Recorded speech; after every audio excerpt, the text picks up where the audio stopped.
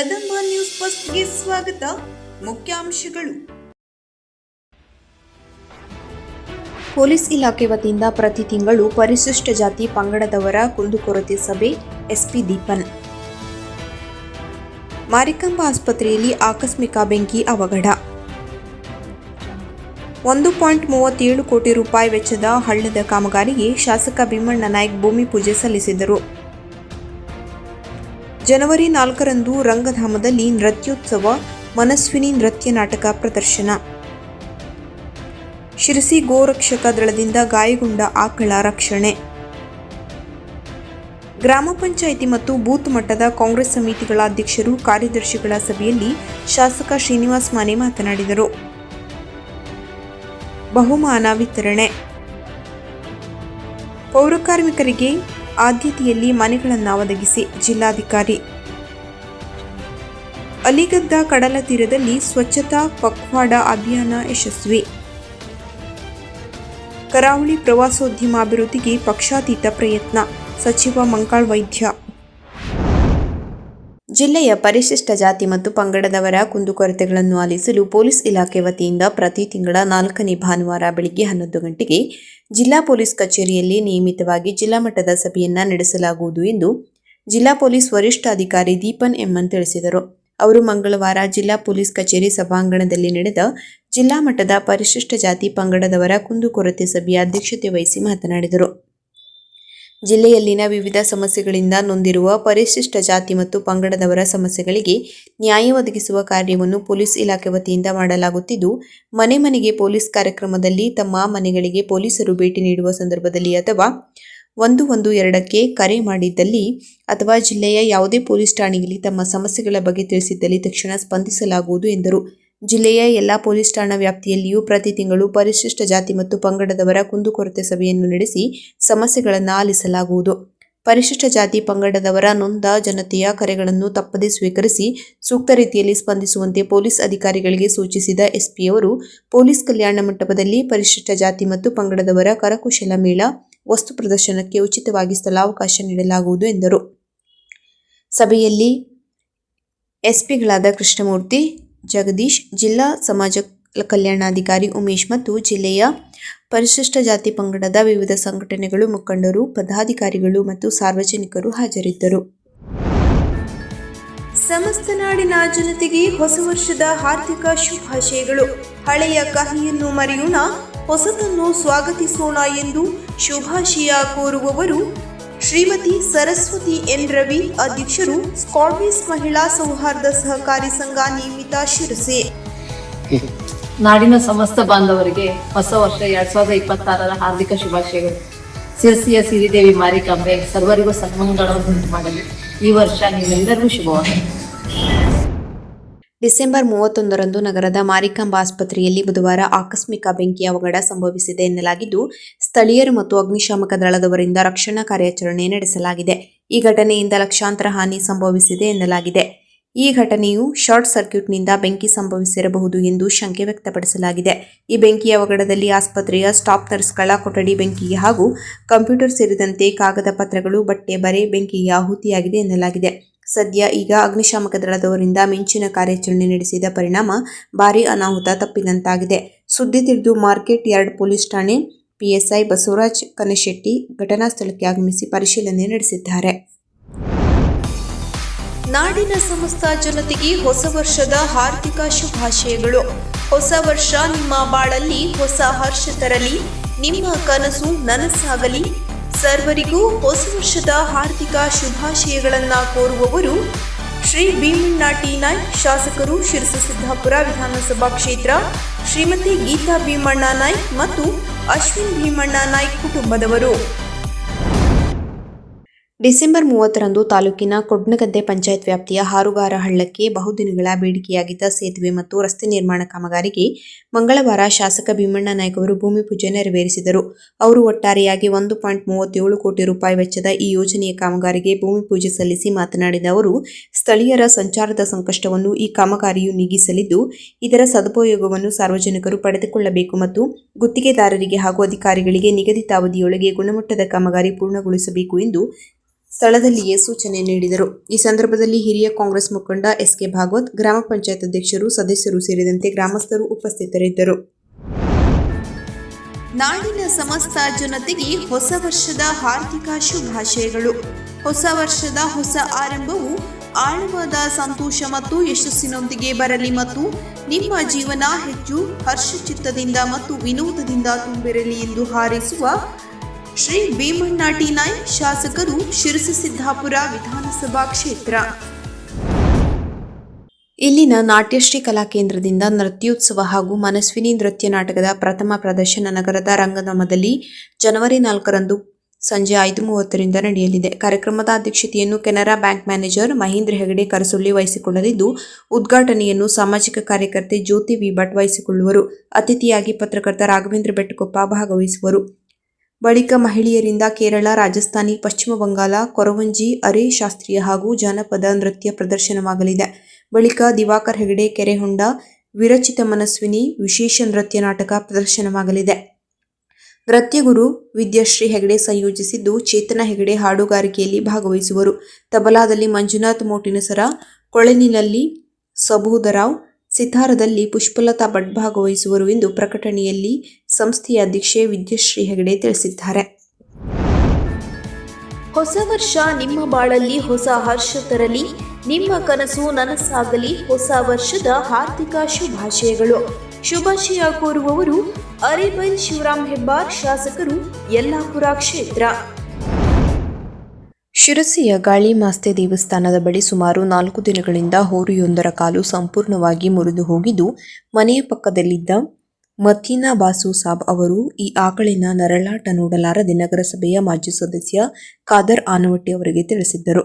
ಅವರು ಗೋರಕ್ಷಕ ದಳದ ರವಿ ಗೌಳಿ ಅವರಿಗೆ ಈ ವಿಷಯವನ್ನು ತಿಳಿಸಿದ ಕೂಡಲೇ ರವಿ ಗೌಳಿ ಅವರು ಸ್ಥಳಕ್ಕೆ ದೌಡಾಯಿಸಿ ಚಿಕಿತ್ಸೆ ನೀಡಿ ಮಾನವೀಯತೆ ಮೆರೆದ ಘಟನೆ ಇಂದು ನಡೆದಿದೆ. ಮಾನವೀಯ ಈ ಕಾರ್ಯಕ್ಕೆ ಸಂಬಂಧಪಟ್ಟ ಇಲಾಖೆಯವರು ಸಹಕರಿಸಿದರೆ ಇವರು ಇನ್ನೂ ಹೆಚ್ಚಿನ ಮಟ್ಟದಲ್ಲಿ ಸೇವೆಯನ್ನು ಒದಗಿಸುತ್ತಾರೆ ಎನ್ನುವುದು ನೆರೆದಿದ್ದ ಜನರ ಮಾತಾಗಿತ್ತು. ಸಮಸ್ತ ನಾಡಿನ ಜನತೆಗೆ ಹೊಸ ವರ್ಷದ ಹಾರ್ದಿಕ ಶುಭಾಶಯಗಳು. ಈ ವರ್ಷವು ನಿಮ್ಮೆಲ್ಲರ ಬಾಳಲ್ಲಿ ಸುಖ, ಸಮೃದ್ಧಿ, ಉತ್ತಮ ಆರೋಗ್ಯ ಹಾಗೂ ಸಂತೋಷವನ್ನ ಕರುಣಿಸಲಿ ಎಂದು ಶುಭ ಹಾರೈಸುವ ದಿನಕರ್ ಶೆಟ್ಟಿ, ಶಾಸಕರು, ಕುಮಟಾ ವಿಧಾನಸಭಾ ಕ್ಷೇತ್ರ. ಸುಳ್ಳು ಹೇಳಿ ರಾಜಕಾರಣ ಮಾಡಿ ಜನರ ದಾರಿ ತಪ್ಪಿಸುವುದು ಸುಲಭ. ಆದರೆ ಚುನಾವಣೆಗಾಗಿ ಯಾವುದೇ ಕಾರಣಕ್ಕೂ ಹೀಗೆ ಮಾಡುವುದಿಲ್ಲ. ಆತ್ಮಸಾಕ್ಷಿಗೆ ವಿರುದ್ಧವಾಗಿ ಎಂಥ ಸಂದರ್ಭದಲ್ಲಿಯೂ ಸಹ ನಡೆಯುವುದಿಲ್ಲ ಎಂದು ಶಾಸಕ ಶ್ರೀನಿವಾಸ್ ಮಾನೆ ಹೇಳಿದರು.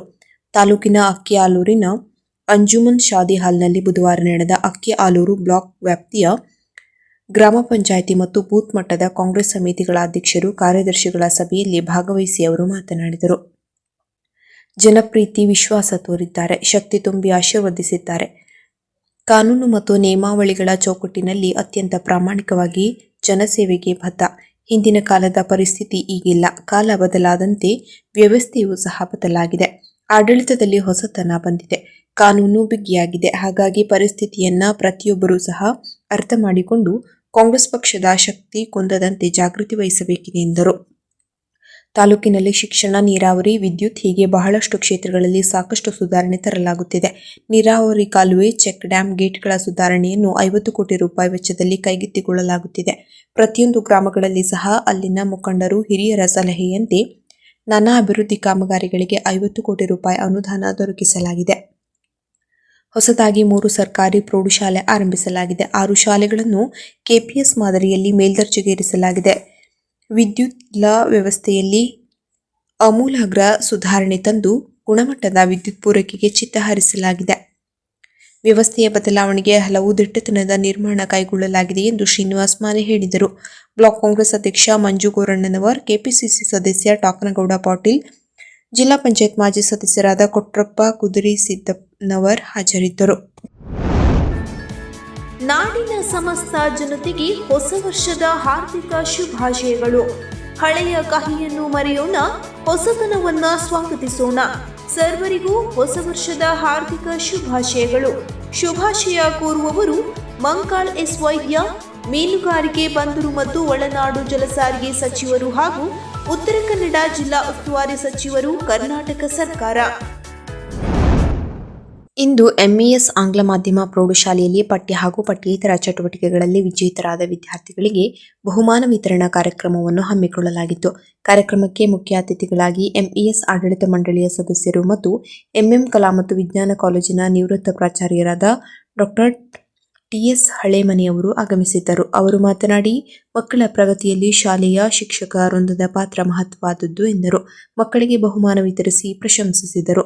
ಕಾರ್ಯಕ್ರಮದ ಅಧ್ಯಕ್ಷತೆಯನ್ನು ಶಾಲಾ ಉಪಸಮಿತಿಯ ಚೇರ್ಮನ್ ದೀಪಕ್ ಹೆಗಡೆ ದೊಡ್ಡೂರವರು ವಹಿಸಿದ್ದರು. ಮಕ್ಕಳಲ್ಲಿ ಸ್ಪರ್ಧಾ ಮನೋಭಾವ ಇರಬೇಕೆಂದು ಹೇಳಿದರು. ಉಪಸಮಿತಿಯ ಸದಸ್ಯರುಗಳಾದ ಶಿವಾನಂದ ಶಿವನಂಚಿ ಮತ್ತು ಸತೀಶ್ ಹೆಗಡೆ ಅವರುಗಳು ಉಪಸ್ಥಿತರಿದ್ದರು. ಮುಖ್ಯ ಶಿಕ್ಷಕರು ಮತ್ತು ಶಿಕ್ಷಕೇತರ ಸಿಬ್ಬಂದಿಗಳು ಕಾರ್ಯಕ್ರಮ ಯಶಸ್ವಿಯಾಗುವಲ್ಲಿ ಸಹಕರಿಸಿದರು.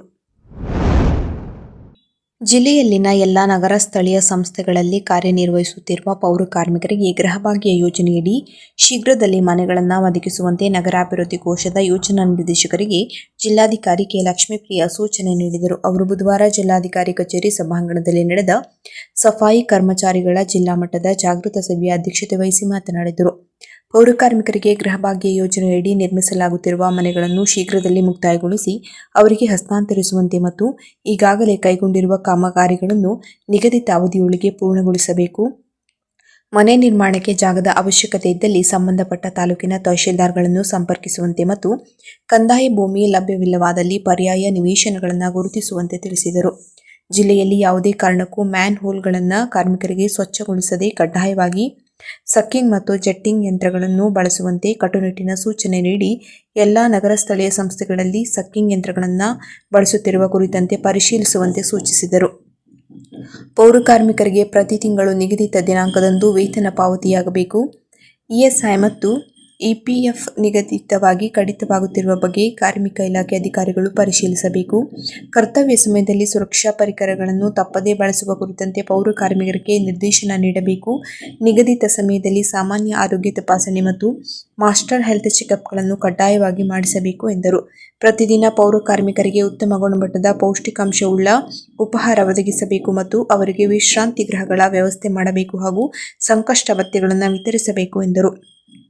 ಸಭೆಯಲ್ಲಿ ಜಿಲ್ಲಾ ಪಂಚಾಯತ್ ಮುಖ್ಯ ಕಾರ್ಯನಿರ್ವಹಣಾಧಿಕಾರಿ ಡಾಕ್ಟರ್ ದಿಲೀಶ್ ಶಶಿ, ನಗರಾಭಿವೃದ್ಧಿ ಕೋಶದ ಯೋಜನಾ ನಿರ್ದೇಶಕ ಜಹೀರ್ ಅಬ್ಬಾಸ್, ಜಿಲ್ಲಾ ಸಮಾಜ ಕಲ್ಯಾಣಾಧಿಕಾರಿ ಉಮೇಶ್ ವೈದ್ಯ ಹಾಗೂ ವಿವಿಧ ಇಲಾಖೆ ಅಧಿಕಾರಿಗಳು ಉಪಸ್ಥಿತರಿದ್ದರು. ಕಾರವಾರ ಪ್ರಾದೇಶಿಕ ಕೇಂದ್ರದ ಐಸಿಎಆರ್ ಸಿಎಂಎಫ್ಆರ್ಐ ಕಾರವಾರ ಪ್ರಾದೇಶಿಕ ಕೇಂದ್ರವು ಅಗಲಿದ ಕಡಲ ತೀರದಲ್ಲಿ ಕರಾವಳಿ ಸ್ವಚ್ಛತಾ ಅಭಿಯಾನ ಸ್ವಚ್ಛತಾ ಪಖ್ವಾಡ ಅಭಿಯಾನ ಸೋಮವಾರ ಹಮ್ಮಿಕೊಳ್ಳಲಾಯಿತು. ಅಲಿಗದ್ದ ಕಡಲ ತೀರವನ್ನು ಸಮುದ್ರ ಕಸ, ಜಲಚರಗಳ ಮೇಲೆ ಮ್ಯಾಕ್ರೋ ಮತ್ತು ಮೈಕ್ರೋ ಪ್ಲಾಸ್ಟಿಕ್ಗಳ ಅಪಾಯಕಾರಿ ಪರಿಣಾಮಗಳು, ಪ್ಲಾಸ್ಟಿಕ್ ಮಾಲಿನ್ಯ, ವಾತಾವರಣ ಮತ್ತು ಮಾನವ ಆರೋಗ್ಯದ ಬಗ್ಗೆ ಜಾಗೃತಿ ಮೂಡಿಸಿ ಸ್ವಚ್ಛಗೊಳಿಸಲಾಯಿತು. ಕಾರ್ಯಕ್ರಮದಲ್ಲಿ ಕಾರವಾರ ಕರಾವಳಿಯ ಕಡಲ ತೀರಗಳನ್ನು ರಕ್ಷಿಸಲು ಜಾಗೃತಿ ಅಭಿಯಾನ ಮತ್ತು ಫಲಕಗಳನ್ನು ಸಾರ್ವಜನಿಕರಿಗೆ ಪ್ರದರ್ಶಿಸಲಾಯಿತು. ಒಟ್ಟು 120 ಕೆಜಿ ಸಮುದ್ರದ ಕಸ ಹಾಗೂ ಹರಿದ ಮೀನುಗಾರಿಕಾ ಬಲೆಗಳನ್ನು ಕಡಲ ತೀರದಿಂದ ತೆಗೆದುಹಾಕಲಾಯಿತು. ಸಾರ್ವಜನಿಕರು ಮತ್ತು ಕೇಂದ್ರ ಸಮುದ್ರ ಮೀನುಗಾರಿಕೆ ಸಂಶೋಧನಾ ಸಂಸ್ಥೆಯ ಸಿಬ್ಬಂದಿ ಸೇರಿದಂತೆ 40ಕ್ಕೂ ಹೆಚ್ಚು ಸ್ವಯಂ ಸೇವಕರು ಈ ಕರಾವಳಿ ಸ್ವಚ್ಛತಾ ಅಭಿಯಾನ ಸ್ವಚ್ಛತಾ ಪಖ್ವಾಡ ಅಭಿಯಾನದಲ್ಲಿ ಸಕ್ರಿಯವಾಗಿ ಭಾಗವಹಿಸಿದ್ದರು. ಐಸಿಎಆರ್ ಸಿಎಂಎಫ್ಆರ್ಐನ ಕಾರವಾರ ಪ್ರಾದೇಶಿಕ ಕೇಂದ್ರದ ಪ್ರಧಾನ ವಿಜ್ಞಾನಿ ಡಾಕ್ಟರ್ ಕಾಳಿದಾಸ್ ವಿ ಸ್ವಾಗತಿಸಿದರು. ರಾಜ್ಯದ ಕರಾವಳಿಯಲ್ಲಿ ಪ್ರವಾಸೋದ್ಯಮವನ್ನು ಅಭಿವೃದ್ಧಿಪಡಿಸುವ ನಿಟ್ಟಿನಲ್ಲಿ ಜನವರಿ 10ರಂದು ಮಂಗಳೂರಿನಲ್ಲಿ ಉಪಮುಖ್ಯಮಂತ್ರಿಗಳ ಅಧ್ಯಕ್ಷತೆಯಲ್ಲಿ ನಡೆಯುವ ಸಭೆಯಲ್ಲಿ 3 ಜಿಲ್ಲೆಗಳು ಎಲ್ಲ ಶಾಸಕರು, ಸಂಸದರು ಸೇರಿದಂತೆ ಎಲ್ಲ ಜನಪ್ರತಿನಿಧಿಗಳು, ಉದ್ದಿಮೆದಾರರು ಭಾಗವಹಿಸಿ ಪಕ್ಷಾತೀತವಾಗಿ ಕರಾವಳಿ ಜಿಲ್ಲೆಗಳಲ್ಲಿ ಪ್ರವಾಸೋದ್ಯಮದ ಅಭಿವೃದ್ಧಿಗೆ ಚರ್ಚಿಸಲಾಗುವುದು ಎಂದು ಮೀನುಗಾರಿಕೆ, ಬಂದರು ಮತ್ತು ಒಳನಾಡು ಜಲಸಾರಿಗೆ ಸಚಿವರು ಹಾಗೂ ಜಿಲ್ಲಾ ಉಸ್ತುವಾರಿ ಸಚಿವ ಮಂಕಾಳ ಎಸ್. ವೈದ್ಯ ತಿಳಿಸಿದರು.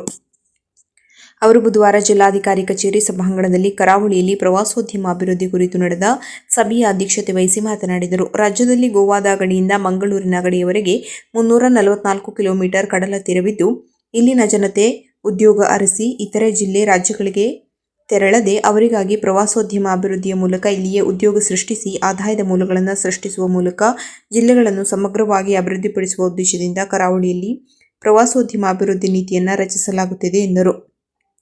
ಕರಾವಳಿ ಜಿಲ್ಲೆಗಳಲ್ಲಿ ಪ್ರವಾಸೋದ್ಯಮ ಅಭಿವೃದ್ಧಿಗಾಗಿ ಕೇರಳ ಮತ್ತು ಗೋವಾ ಮಾದರಿಯಲ್ಲಿ ಸಿಆರ್ಜೆಡ್ ನಿಯಮಗಳಲ್ಲಿ ರಿಯಾಯಿತಿ ನೀಡುವ ಕುರಿತಂತೆ ಈ ಸಭೆಯಲ್ಲಿ ಚರ್ಚಿಸಿ ಅಗತ್ಯವಿದ್ದಲ್ಲಿ ಕೇಂದ್ರ ಸರ್ಕಾರಕ್ಕೆ ರಿಯಾಯಿತಿ ಕೋರಿ ಪತ್ರ ಬರೆಯಲಾಗುವುದು. ಈ ಸಭೆಗೆ 3 ಜಿಲ್ಲೆಗಳ ಎಲ್ಲ ಜನಪ್ರತಿನಿಧಿಗಳು, ಅಧಿಕಾರಿಗಳು ಸೇರಿದಂತೆ ಗೋವಾ ಪ್ರವಾಸೋದ್ಯಮ ಸಚಿವರನ್ನು ಕೂಡ ಆಹ್ವಾನಿಸಲಾಗಿದೆ ಎಂದರು.